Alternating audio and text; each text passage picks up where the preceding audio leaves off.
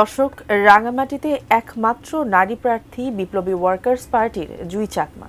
তিনি ভোটের প্রচারণায় পাহাড়ের দুর্গম এলাকাগুলোয় ব্যস্ত সময় পার করছেন। সবশেষ খবর জানাতে রাঙামাটি থেকে আমাদের সঙ্গে যুক্ত হচ্ছেন প্রতিনিধি ইমতিয়াজ কামাল ইমন। ইমন, আমাদের জানান যে রাঙামাটিতে এই মুহূর্তে নির্বাচনী প্রচারণা কেমন চলছে এবং কোনো ধরনের সমস্যার সম্মুখীন হতে হচ্ছে কিনা প্রার্থীকে। আপনি যেমনটা বলছিলেন 299 আসন এবং সবচেয়ে মজার বিষয় হচ্ছে এই আসনে একজন মাত্র নারী প্রার্থী রয়েছেন।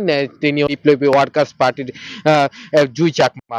তিনি কিন্তু এখানকার যে দুর্গম ছোট হরিণা থেকে কিন্তু তার প্রচারণা শুরু করেছে এবং তার প্রতিদিনই দুর্গম এলাকাগুলোতে তিনি প্রচারণা করে যাচ্ছেন। আমি যদি ওনার সাথে একটু কথা বলতে চাই, আপনি যে ভোটারদের কাছে যাচ্ছেন, আপনি কেমন সাড়া পাচ্ছেন এবং আপনি নির্বাচিত হলে কি এখানকার ভোটারদের জন্য কি করবেন? ধন্যবাদ। আমি আসলে আমি নিজে দুর্গম এলাকার মানুষ। এ কারণে আমি দুর্গম এলাকায় যাচ্ছি। ব্যাপক সাড়া পাচ্ছি, কিন্তু এখানে একটা বিষয় হচ্ছে তাদের কাছে সেটা হচ্ছে ভোট কেন্দ্রে যেতে পারবো।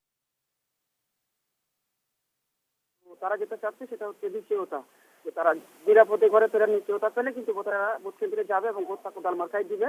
আমাকে তারা প্রতিশ্রুতি দিয়েছে।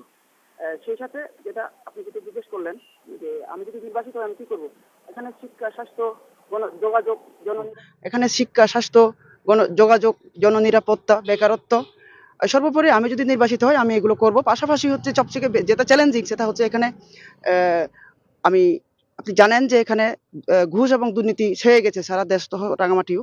আমি রাঙামাটিকে ঘুষ ও দুর্নীতি মুক্ত জেলা হিসেবে ঘোষণা করব। ধন্যবাদ আপনাকে। আপনি যেমনটি শুনছিলেন, এই এলাকার যে ভোটাররা আছে তারা যাতে ভোট দিয়ে নির্বিঘ্নে বাড়িতে পৌঁছাতে পারে সেটি এখানকার যে প্রার্থীদের কাছে তারা দাবি করছে। তো সেই প্রার্থীরাই তাদেরকে আশ্বস্ত করছে যারা তারা নির্বিঘ্নে ভোট দিয়ে এই কোদাল মার্কাকে তিনি